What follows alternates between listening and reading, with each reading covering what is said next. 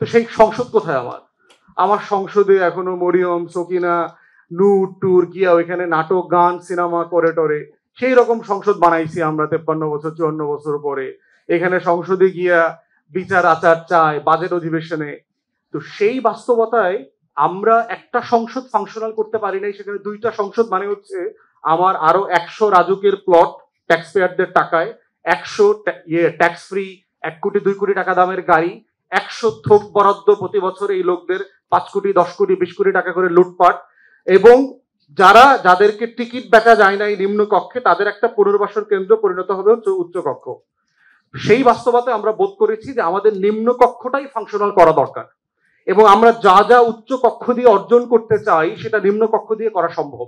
আমাদের দলের পক্ষ থেকে আমরা হচ্ছি আজকের যে মিক্স সিস্টেম প্রস্তাব করা হয়েছে নিউজিল্যান্ডের মডেলে, এই মডেলে না, আমরা একটা চাই যে একটা মিক্স সিস্টেম আসুক এবং সেটা এক কক্ষের পার্লামেন্ট। ইন প্রিন্সিপাল আমরা 2 কক্ষের সংসদের বিপক্ষে। জাতীয় ঐকমত্যের স্বার্থে আমরা বলেছি যদি সবাই একমত হয় এটার গঠন এবং এটার এখতিয়ার এই প্রশ্ন যদি রিজলভ করা যায় তাহলে হয়তো আমরা উচ্চ কক্ষের গঠনের ব্যাপারে আমরা একমত হব। কিন্তু ইন প্রিন্সিপাল মাইসেলফ এবং আমার পার্টি হচ্ছে এক কক্ষীয় সংসদের পক্ষে। কারণ হচ্ছে দ্য রেশনাল ইজ 66-র 6 দফা যদি পড়েন সেখানেও কিন্তু প্রথম দফায় বলা ছিল যে একটা ভালো নির্বাচন চাই। আজকেও প্রায় 60 বছর পরে এসে আমাকে ঐকমত্য কমিশনে একটা ভালো নির্বাচন নিয়ে তর্ক করতে হচ্ছে, আলাপ করতে হচ্ছে। যেই 70-এর নির্বাচনটাও যতটুকু গঠনমূলক ছিল, যতটুকু অ্যাকসেপ্টেবল হয়েছে বাংলাদেশের তখনকার রাজনৈতিক দলগুলোর কাছে, সেই রকম একটা নির্বাচন করবার জন্য 50 বছর পরে এসে আমাকে এখনো কেয়ারটেকারের প্রভিশন, এটার গঠন প্রক্রিয়া, এটার কার্যবিধি নিয়ে আলোচনা করতে হচ্ছে। এর মানে হচ্ছে একটা nation, as a country and nation, আমরা এখন পর্যন্ত একটা নির্বাচন অ্যাকসেপ্টেবলি করবার জায়গাতে আসতে পারি নাই, একটা সংসদ ফাংশনাল করতে পারি নাই। আমরা আমাদের হিস্ট্রিতে 50-100 জন ভালো পার্লামেন্টারিয়ান তৈরি করতে পারি নাই। সেইখানে সেই সফিস্টিকেশন কোথায় যারা উচ্চ কক্ষে যাবে? হিস্টোরিক্যালি আমরা দেখেছি যেখানে 2 কক্ষ আছে সেখানে হচ্ছে পলিটিক্যাল প্রসেসের ভিতরেও যারা মোর সফিস্টিকেটেড, যারা লেজেন্ড হয়ে গেছেন পলিটিক্যাল প্রসেসের মধ্য দিয়ে, তারা মূলত ওই জায়গাগুলোতে যান, হাউস অফ লর্ডসে যান, সিনেটে যান।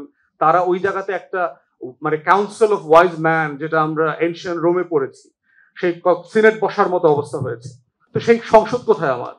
আমার সংসদে এখনো মরিয়ম, সকিনা, নূর টুর গিয়া ওইখানে নাটক, গান, সিনেমা করে টরে সেই রকম সংসদ বানাইছি আমরা 53 বছর 54 বছর পরে। এখানে সংসদে গিয়া বিচার আচার চায় বাজেট অধিবেশনে। তো সেই বাস্তবতায় আমরা একটা সংসদ ফাংশনাল করতে পারি নাই, সেখানে দুইটা সংসদ মানে হচ্ছে আমার আরো 100 রাজুকের প্লট ট্যাক্স পেয়ারদের টাকায়, 100 ট্যাক্স ফ্রি 1 কোটি 2 কোটি টাকা দামের গাড়ি, 100 থোক বরাদ্দ প্রতি বছর এই লোকদের 5 কোটি 10 কোটি 20 কোটি টাকা করে লুটপাট, এবং যাদেরকে টিকিট বেচা যায় নাই নিম্ন কক্ষে তাদের একটা পুনর্বাসন কেন্দ্র পরিণত হবে হচ্ছে উচ্চ কক্ষ। সেই বাস্তবতায় আমরা বোধ করেছি যে আমাদের নিম্ন কক্ষটাই ফাংশনাল করা দরকার, এবং আমরা যা উচ্চ কক্ষ দিয়ে অর্জন করতে চাই সেটা নিম্ন কক্ষ দিয়ে করা সম্ভব। সেজন্য আমরা যেটা প্রস্তাব করেছিলাম, পিয়ার অংশটা আগে বলি। পিয়ার অংশটা হচ্ছে আমরা বলেছি আমরা নিম্ন কক্ষে 300 আসনে মিক্স সিস্টেম প্রস্তাব করেছি। প্রথম হচ্ছে যে 200 আসন বর্তমান সেট আপে হোক, ফার্স্ট পাস দ্য পোস্ট। কারণ পিয়ারের একটা বড় সমালোচনা হচ্ছে যে কেউ মেজরিটি পায় না, গভর্নমেন্ট ফর্ম করা যায় না, অস্থিরতা তৈরি হয়, মাইনরিটি গভর্নমেন্ট হয়, নো কনফিডেন্স ভোট আসে, কোয়ালিশন ফেল করে, and repeated crisis ensued one after another. তো সেখানে আমরা বলেছি যে ইনকামবেন্ট পড়ে গেলে 200 আসনের নির্বাচনেই 160-70 একটা দল পেয়ে যাবে।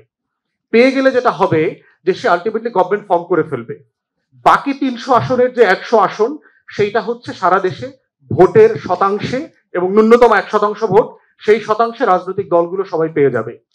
তাহলে প্রত্যেক নাগরিক 2টা ভোট দেবে। ফার্স্ট হচ্ছে যে একটা ভোট দেবে হলো যেখানে প্রার্থী আছে সেখানে ফার্স্ট পাস দ্য পোস্টে প্রার্থীকে একটা ভোট দেবে, আর দ্বিতীয়ত হচ্ছে দলকে একটা ভোট দেবে। সেই প্রসেসের মধ্য দিয়ে এই মিক্স সিস্টেমটা স্টেবিলিটিও তৈরি করবে। আমরা পিয়ারের রিপ্রেজেন্টেশনের মধ্য দিয়ে পলিটিক্যাল পার্টিগুলোকেও ফাংশনালি রিপ্রেজেন্ট করানো সম্ভব, এবং সেইটা সবগুলো মানে best of the world and the hereafter ওই বাস্তবতাটা তৈরি করা সম্ভব। উচ্চ কক্ষের রেশনালটা কি দেখেন, সংরক্ষিত আসনটাকে এক্সপান্ড করে আমরা যদি 100 সদস্য নিয়ে যাই, সেখানে নাগরিক সমাজ, প্রতিবন্ধী, পাহাড়ি জনগোষ্ঠী, পিছিয়ে পড়া জনগোষ্ঠী এবং নারীরা তো অফকোর্স ফরমোস্টে থাকবে, সবাইকে নিয়ে করতে পারলে যেটা হচ্ছে আমরা দেখতে চাই 2টা সংসদ এই কি ধরনের বাছাই প্রক্রিয়ার মধ্য দিয়ে ফাংশন করে, তখন এই 100 সদস্যকে কিন্তু আমরা উচ্চ কক্ষ দিয়ে আলাদা করে দিতে পারবো। এই টেস্ট কেসটা আমরা করতে চাইতাম, আমরা পারতাম, কম খরচে করতে পারতাম। এখন একটা এক্সপেন্সিভ অপশনে গেছি, তাই আমরা বোধ করছি যে পিআর কোনো না কোনো ফর্মে আমাদেরকে ইন্ট্রোডিউস করতে হবে কামিং পার্লামেন্টে অর দ্য ফলোইং পার্লামেন্ট। না করলে, এবং এটাই দুনিয়াতে হয়েছে, ওয়েস্টমিনিস্টার মডেলকে প্র্যাকটিস করেই কিন্তু পিআরে গেছে যারা গেছে, তারা অ্যাবসলিউটলি পিআরে প্রথম আসে নাই। তো আমরা বোধ করছি এই রিপ্রেজেন্টেশন এবং স্ট্রিট অ্যাজিটেশন যদি আমরা কমাতে চাই, আমরা যদি সকল পলিটিক্যাল পার্টির পার্লামেন্টারি রিপ্রেজেন্টেশন করতে পারি, এটাই হচ্ছে রাজনৈতিক বিশৃঙ্খলা বন্ধ করার সবচেয়ে বড় পলিটিক্যাল এবং ডেমোক্রেটিক সলিউশন হবে। এবং এটা আমাদের সিরিয়াসলি রিভাইজ করা দরকার আমাদের চিন্তায়।